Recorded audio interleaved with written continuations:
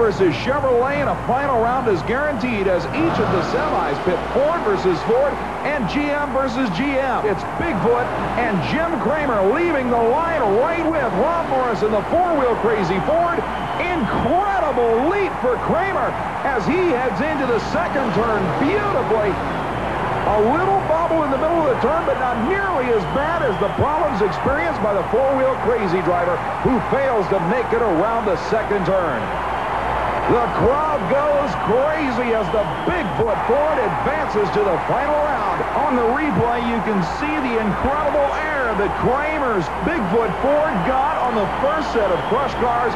But Rob Morris runs into problems in the four-wheel crazy machine entering that second turn, missing the turn completely as Kramer himself ran into a few problems, but still straightened it out with plenty of room to spare. Meanwhile, on the starting line, it's GMC versus Chevrolet. Gary Porter's Carolina Crusher, Greg Holbrook's Equalizer lead the line side by side.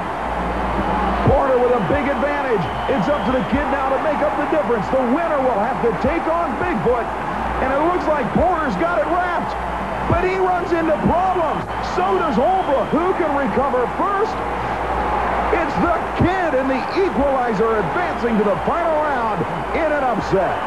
Unbelievable battle that saw Gary Porter's Carolina Crusher with a huge advantage going into the final turn. And then the truck goes crazy. Looking at the replay, the start was virtually even. And Porter already started making up time out of the first turn and had this huge advantage going into the final turn. But then the yellow Chevrolet gets crossed up.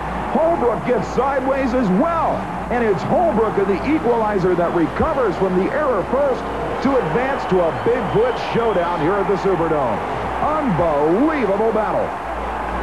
So that will pit a GMC rear-engine truck from Tennessee with a 19-year-old at the wheel against the best-known truck in monster truck racing, Jim Kramer and Bigfoot.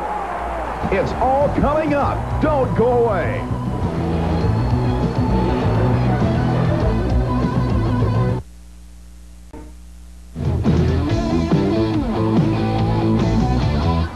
Back at the Capitol Center in Landover, Maryland.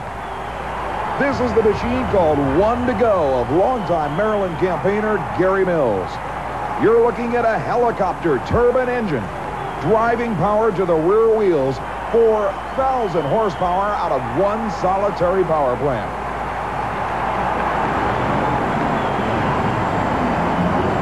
But it should be obvious that Mills has serious problems. The distance only 68 feet even.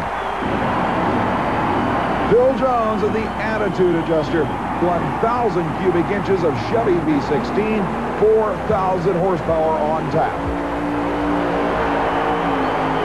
Unbelievable, literally an indoor fireworks show. This is the awesome behemoth with 10,000 horsepower of John Powell.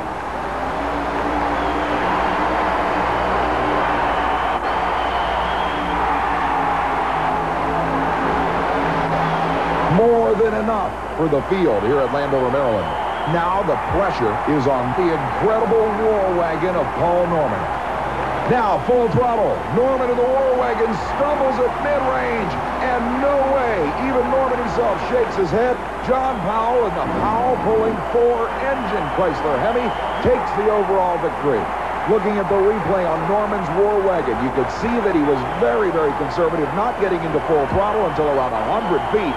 And then the machine started bucking. He was forced to get in and out of the throttle. A tough break for a driver who was really a pre-race favorite going into this pulling event. But you can compare his pull to this incredible display of brute torque and horsepower by John Powell's awesome quad-motored Hemi.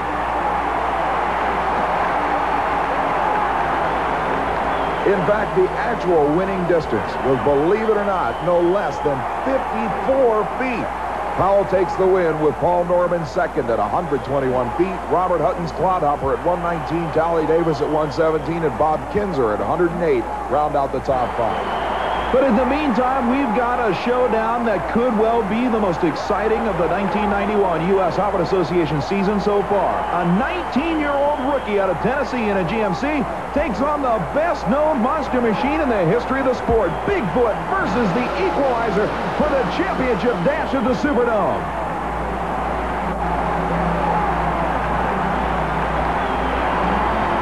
Kramer would appear to have the advantage in Bigfoot as they go into the last turn. Can the kid make up the difference? He's coming around. A beautiful turn. Kramer trying to keep it, and he does as Holbrook gets sideways. The crowd goes crazy, and Greg Holbrook limps across the finish line. The 19-year-old knows he's just been taught a valuable lesson. An incredible battle until the Equalizer ran into problems right in the middle of the last turn, and for the second year in a row, the Bigfoot team wins this event. On the replay, the start was virtually dead even.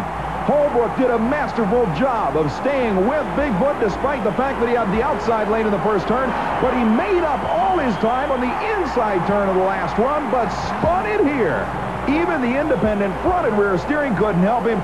Kramer drives around for this sideways landing. I know that you were the very first man who was the first professional monster truck driver, and you've always loved what you've done. You've always been the man who made the innovations along with Bob Chandler. You're the man who guided this sport. But you know as well as I do that there are a lot of these 19-year-olds coming up that are gunning to take you out. Oh, yes. You know, we started out, and actually monster truck racing actually started right here in the Dome, if you remember. This was the first bona fide monster truck race ever put on was here. Bob Chandler's been out there trying to perform for the people, try to get them what they want to see, try to keep ahead of the game, try to make the sport safer and faster, and I think he's done a great job doing that. I'm just proud to be a part of the Bigfoot organization, be able to drive for them. These guys are tough. You have to work for your wins, and they're more fun if you have to work for them. An incredible job. Congratulations, Guy. The crowd loved every minute of it. Always glad to be here at the Superdome. This is the first place for monster truck racing. It's the best place. You didn't cut him any slack until you ran into problems in the last turn. What happened? Just lack of experience. He's just been doing it so much more years than me. Well, that's being humble. There's no question about that. It didn't look like you oversteered it, though. It looked like you just had a mechanical problem. That concrete's slick. I went there and started sliding and couldn't correct it. You think it's going to turn into a deal where you're going to be chasing Kramer all year long? I sure hope so. He's going to look out. He will, believe me. You did an incredible job, young man, and get into the final round. Great job. We'll see you later. On behalf of myself, Bret Kepner, thanks for being with us. That wraps up all the action from the Capitol Center in Landover, Maryland. I'm Kris Chapman. Good night and good trucking. We'll see you next time on the 1991 Monster Truck Challenge Series. This has been a GRB Entertainment production in association with ESPN.